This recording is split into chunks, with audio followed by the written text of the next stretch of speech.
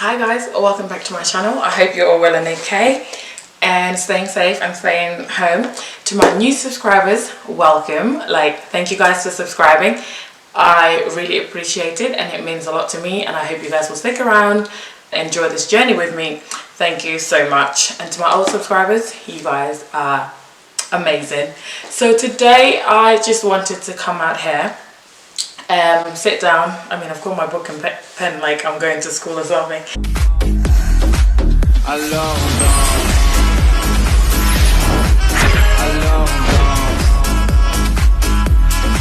So without any further ado, we're going to get straight into the video. But one thing, please do hit the subscribe button down somewhere there. Please hit the subscribe button. Don't just watch and go away without subscribing. It will mean so much to me if you subscribe. So anyways, yeah, so right, so as I was saying, I wanted to share my story or my experience with miscarriage. Right, so if you don't know what a miscarriage is, a miscarriage is when you're pregnant and the fetus dies before the 20th week of pregnancy. So when you lose your pregnancy any time before you get to 20 weeks.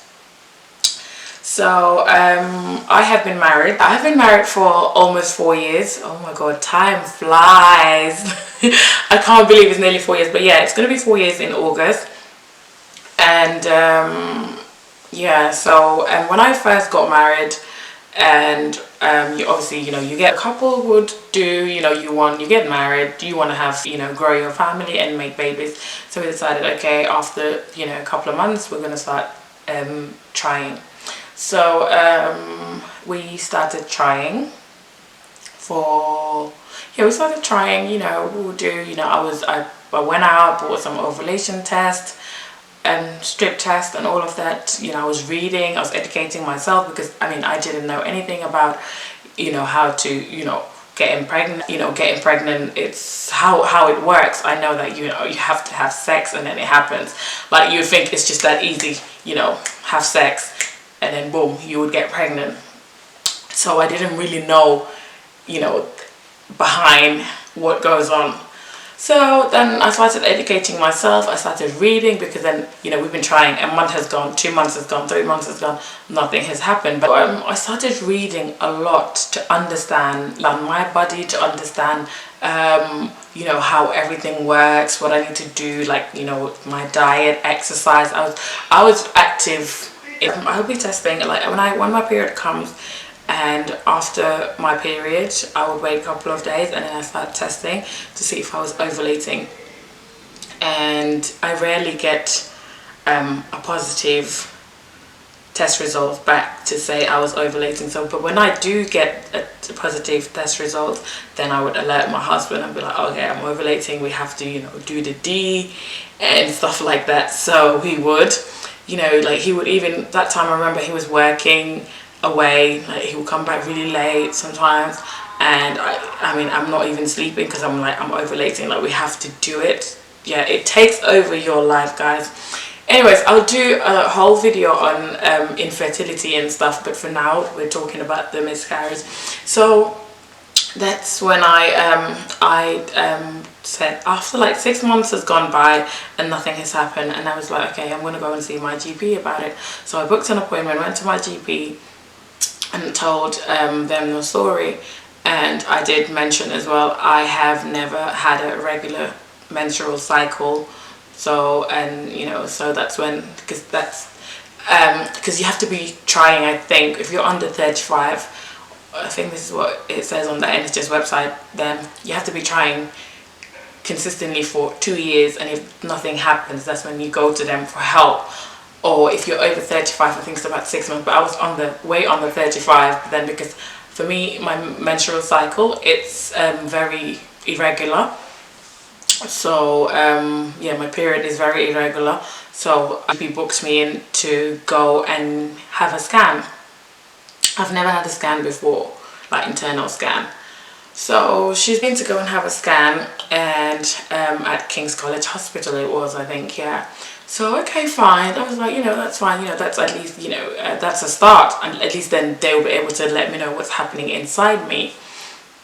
So I went to the scan now, turned up to the scan, and went in, and then she scanned. She put something up my VJJ to check what's happening there. So she checked. She was checking my ovaries. That's what she was checking. So she checked my left ovary, and she was like, everything's fine. She checked my right ovary, and then she was taking so long to finish that side. And I was just lying there because I didn't know anything. Like, I didn't even know you could have anything wrong on your ovaries. So she checked it and everything, and she did the report. So this is the report I needed to take back. So I was like, is everything okay? She's like, yeah, everything is okay. However, there's a slight cyst on your right ovary. So which you have PCOS. I was like, what is PCOS? It's like, have you ever heard of it? I was like, I've never heard of it. Like, this is the first time I'm hearing what PCOS is. And then she's like, okay, read about it. Go to, when you get home, read about it on the internet. And when you go to your GP, they will explain it to you further. I was like, okay. So PCOS is, if I remember, polycystic ovarian syndrome, I think. I'll write it somewhere here. So I was like, what is this? I've never heard of it. Like, I was so ignorant in the sense that I didn't even know anything about, because I've never tried to get pregnant in the past. I've never tried to, do you know what I mean? So it's a different world that I'm now introduced to this world, and it's just like, wow. So, and I went back, I told my husband, and just like, we both fast forward, then she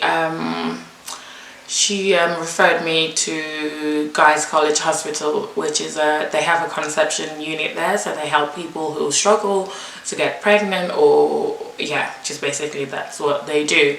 Whether there's different types of way they can help you. So I went there, did the registration and everything, but before they can even take you on, they need to check if your tubes are open or closed. So your fallopian tubes, is that how you say it? Fallopian tubes. Yeah, your I'll put the description, everything here. So they need to check if your fallopian tubes are open or closed, because there's no point in them taking you on and trying to help you to ovulate, like release an egg, if your tubes are closed, because the tubes are they're the ones that catches the egg once it's released from your ovaries. So I mean, I've even forgot a lot, because I used to read so much that I could tell you A to Z on how everything works. But obviously I have, now I used to tell my friends, someone's trying, I'll be like this and this and this and this and this. So so I got booked in. It's a very, very scary machine that they put you through to check your tubes. So scary, and I was like shitting my pants. But yeah, for them to check my tubes, put me through this, and I was like, oh my god, because I was so scared. I was like, what if my tubes are closed? Because if your tubes are closed, then you can't do the normal, they can't give you that help. It would only be IVF. I was like, oh my god. So anyway, so I was under this machine, and after that they were like, yeah, your tubes are open, everything is fine.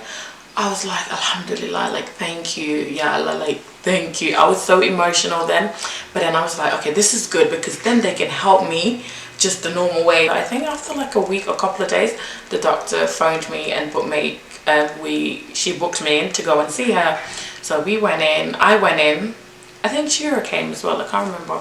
She would scan me again and see what's happening. They already know what's happening. She scanned me and everything, and then she would give me a tablet to take. So that tablet will force my period to come. So, and then after the period ended, I went to see her, and then she would give me no, I took it all at once. So she gave me a tablet that's gonna force my period to come. And after the period ends, I think I waited for about 3 days or so, and she had already given me another tablet that will force me to ovulate, like it will force my body to release an egg, which is the tablet is called Clomid. I know a lot of people know it. I didn't know what it was until then. Like I didn't know what was happening in this world. And to tell you guys that there was so many people every day in that conception unit, so many women. It's just crazy that, you know, a lot of people go through this day in, day out, and you think, wow, like getting pregnant is not just that easy. So I took the Clomid, but they tell you there's pros and cons of taking this tablet. So it will help you to release an egg, like it will force the egg out, because but it might be chances that it will be more than 1 egg. So it might be 2 eggs, it might be 3 eggs, it might be 4 eggs. There's no limit to it. And then after you take the tablet, you would take it, I think, for 5 days, if I remember correctly. And after the final day of taking the tablet, then you would wait for, I think, 3 days. Then you go and see the doctor again, and then she will scan inside you to see what's happening and stuff, if the eggs are in the ovaries ready to be released and all of that, and she will see how many eggs. So I went, she was like, everything is fine, there's eggs there, and there's only 2 eggs, so that's fine. Because if it's more than 2, they would cancel that cycle. They will tell you not to have sex because it's dangerous. And it's she had a look, and then there was 2 eggs ready to be released, and she was like, okay, that's fine, so you can go ahead and, you know, to have sex, like actively have sex, like every day or every other day. Because what they recommend is to have sex every other day, so that at least there's a little bit of sperm waiting for once the egg gets released. So it's like, okay, so I was trying. I didn't think I was going to be successful. I didn't think I would be successful first time, because I read so many women said they've tried it, it didn't work. You know, there are people that were successful trying first time, but majority of the women, it wasn't like a first time success. So I was like, I don't think this is gonna work at first, but it's fine. So yeah, after you've ovulated, or they think that you've ovulated, you would go back and they would say, okay, they would check. So if the eggs are there, which means it didn't drop, but if the eggs weren't there, which means you've ovulated. So when I went back, she was like, okay, you have ovulated because the eggs aren't there. I was like, okay, that's really good. Oh my God, thank God. You know, I was so happy. And then went home, and she would be like, no, you just have to wait. And then after like a week or so, you can do a pregnancy test to see if you're pregnant or not. It's like, okay. So I did the pregnancy test, I think a week after. I was so scared. So I did the pregnancy test, and I left it in the toilet. I peed on the stick and everything, left it in the toilet, and I went about my business. When I came back and it was positive, I was like, huh? I was like, no. I went out to buy more pregnancy sticks to come and just make sure that this is accurate, like this is the correct information that I'm seeing. So I did it, and then it's still saying pregnant. I think I did about 3 or 4. So when you get a positive pregnancy test, or negative, whatever, whichever way, give her a ring. So I contacted her to say, oh, it's me, Bella, you know, I did the pregnancy test and it's come back positive. She's like, oh, congratulations. And, you know, I was like, yeah. I was like, oh my God, thank you so much. It's like, you know, I'm really grateful for your help. And, you know, I was like, for me at that time, this lady was like my God. And yeah, to be honest, she was like my God. And I was just like, oh my God, thank you so much, you made this happen. So she invited me to go again so she can check and see if everything is okay. So that's when I went, and they were checking. She was checking, because usually you see like a little features there, you know. But she was checking. She couldn't see anything. She was checking. She couldn't see anything. She was like, and then she had to call her colleague. And then they were checking, and then they were like, maybe it's just too early. Maybe it's too early, that's why they couldn't see anything. I was like, oh, okay. I was like, is everything fine? They're like, well, we can't see anything, but yeah, everything looks fine. But it's just strange, because usually you would see something. And I was like, oh, okay. I was a bit worried. I went home. On my way home, I was a bit sad. I told my husband. But yeah, we're like, it's fine. You know, maybe it's too early. They can't see anything. And then, you know, I would always be, the internet was my best friend. But then this is not good, because the internet is bad, because anybody just writes anything on the internet. So anyway, so after, I think she was like, okay, go. And then after like 5-7 days, we'll call you back in, and then we'll do another check. And then she was checking, but she couldn't really see it. It was like very, very, very, very like tiny. Like, I think it was like, she was like, oh, okay. She was like, I'm not sure, but we can't, it's not, at this time, at this stage, we should be able to see it clearly. Even though it would be something really tiny, but they can't really see it clearly. So I was like, oh, okay, fine. I was like, it's okay, I'm sure, you know, it's still early days and stuff. So yeah, and then everything was fine. I was going on, and when I got to my 8th week, when I was 8 weeks pregnant, it was on a Sunday. I remember this very well. So it's on a Sunday. I was sitting on the sofa watching TV. I'm gonna try not to cry, because I don't want to cry on camera. That's like, so it was on a Sunday evening. I was sitting on the sofa. We were sitting on the sofa, and we were watching TV. So no, before even evening time, during the day, that when I go to the toilet to pee and wipe myself, I would see like little, you know, little dots of blood here, but it was like old blood. It wasn't like a red fresh blood. So I was like, I said to my husband, I was like, oh, I'm getting, you know, little dots of blood. I don't know what this is. But then again, I'll go on the internet and read, you know, I'll type, I hope I'm not losing the baby. She's like, oh, Bella, no, don't say that. It's okay, just call the doctor tomorrow, because it was Sunday, it's like they were closed. I was like, yeah. And then the next day I had work. So I was just thinking, maybe it's just, you know, old blood coming out, it's nothing. But then in the evening, like, it was like fresh blood coming out with bits. Sorry guys, I know, TMI. But yeah, like blood and bits were coming out. I was like, it's like the worst has happened. I was like, the worst has happened.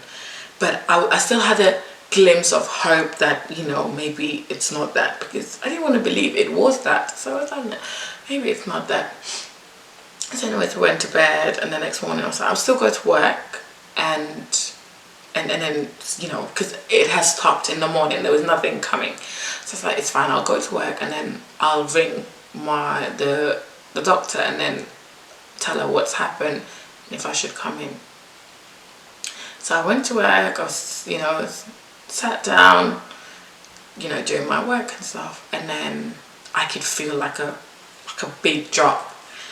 I went to the toilet, and yeah, I couldn't help myself anymore.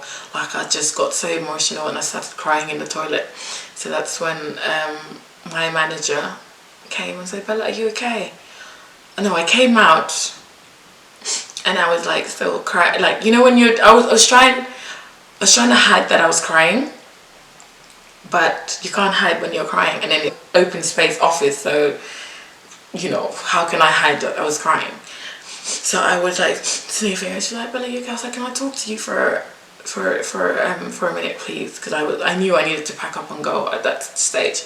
So my manager she was the same age as me. She's very lovely, like, we were like best mates. So and I was like, this is what's happening.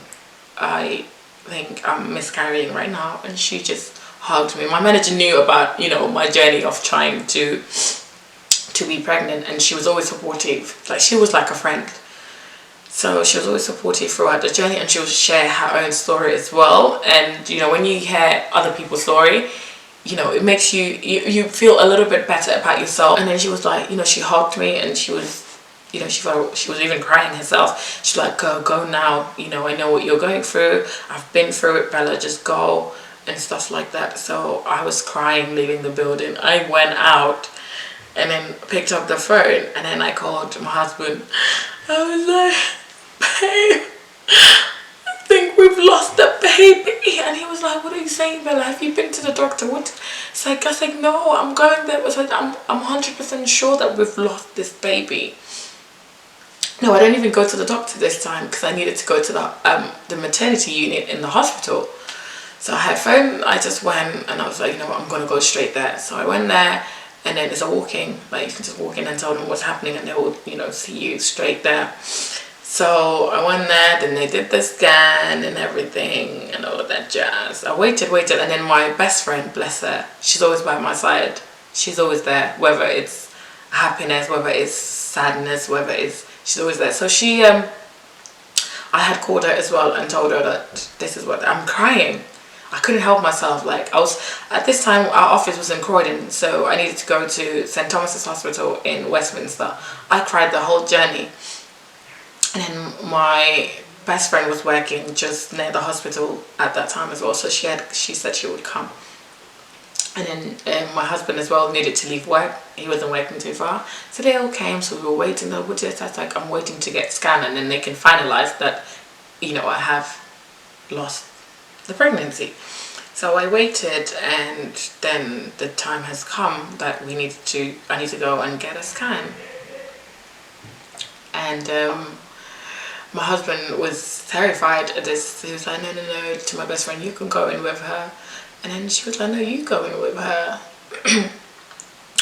And then I was like, just come, babe, it's okay. So we went in.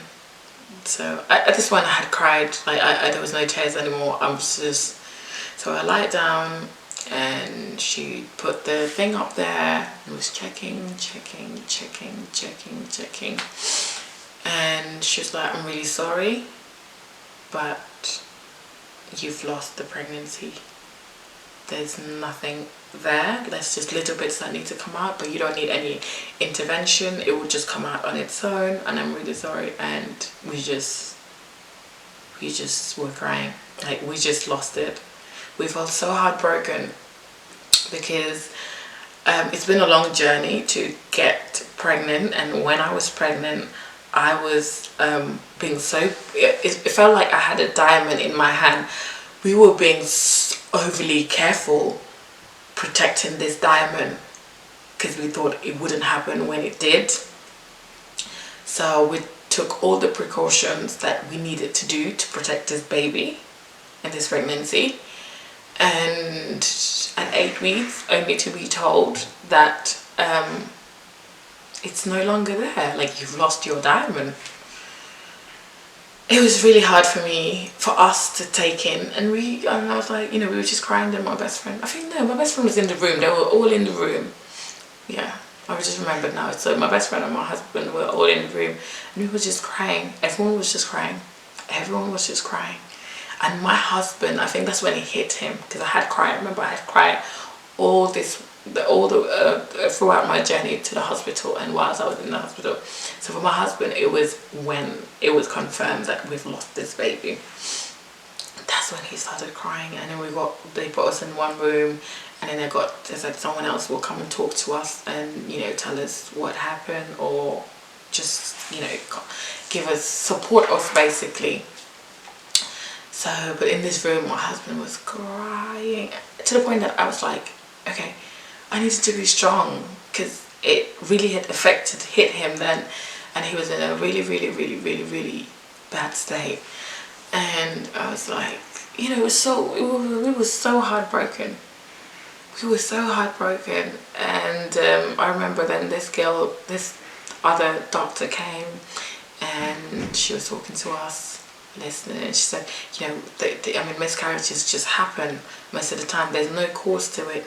It's just that the fetus stopped growing, and there's nothing that we could have done differently to keep this pregnancy. So anyways, after that they gave us leaflets, and then, you know, if we need support and all of that, we went home. My best friend after went home. We went home, and we were just crying. We went straight into bed. Imagine, we were both crying. My husband was like, he was so affected And then after, I was like, you know what, it dawned on me that if I cry and he keeps crying like the way he was, it's not going to be good. So I was like, I need to be strong.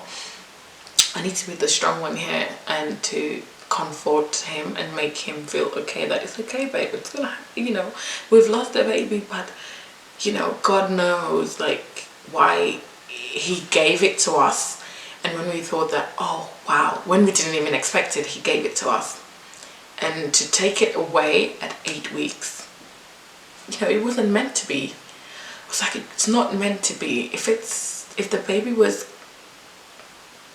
going to be ours, like if God said this is your baby, there's nothing that, you know, could have taken that baby away. But it wasn't our time, it wasn't.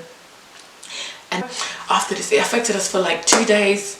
You know, we were just in a bad state. So, and then my friends had come, you know, I told some of my friends, and they had come to visit me, buy me flowers, which was really nice. And then I was off work for about a week or two, I think. And then work were very supportive as well. And my best friend would come over, and yeah, so, you know, it would be, I would even go around the house, I'm even washing the dishes, and I would break down. I'm like, why us, God? Why us out of everyone? You know how we struggled to get pregnant, but why did you give it to us and then take it at, you know, like, so yeah, so it was very, very, very, very, very emotional. It was I mean, I wouldn't wish it on my worst enemy. So I mean, my mom was being supportive, my sister was being supportive, very, very supportive as well, and they were just encouraging us. And a lot of people would be like, you know what, when you have a miscarriage, that baby will come back. I was like, really? They're like, yes, but you know, when you're in that situation, you're like, okay, whatever. So they're like, the baby will come back. Everyone was just being encouraging, and everyone would share their stories. I went through a miscarriage. You know, it's fine, it's okay, it's the worst thing, but it's okay, you know, your baby will come back. But yeah, so, and then 8 weeks, I miscarried on the 30th of October after being pregnant for 8 weeks. And I was like, you know what, after that I was like, you know what, God, I'm just gonna let you take control. I miscarried on the 30th of October, and I found out I was pregnant exactly 8 weeks after. Yes, I was going to the gym after, like normal. I was going to the gym. I was trying to eat healthy, and it wasn't taking over my life. Listen, after I had the miscarriage, I was like, I'm not gonna be like, you know, intense or effectively, or, and then whenever it's gonna happen, it's gonna happen. So when I got pregnant 8 weeks after, that's with Vinny. Thank God. God's amazing. Like, God is, there's none like him. Like, yalla burla, and everything in his own time. Like, believe in him, trust him, because he knows what he's doing, and he's got you, and everything has to be in his own time. Everything has to be in his own time. So 8 weeks after, I found out I was pregnant with Vinny. Don't give up, don't lose hope, and just stay strong. You have to stay strong. Don't forget to like, subscribe, and share this video, and I'll see you guys in my next video.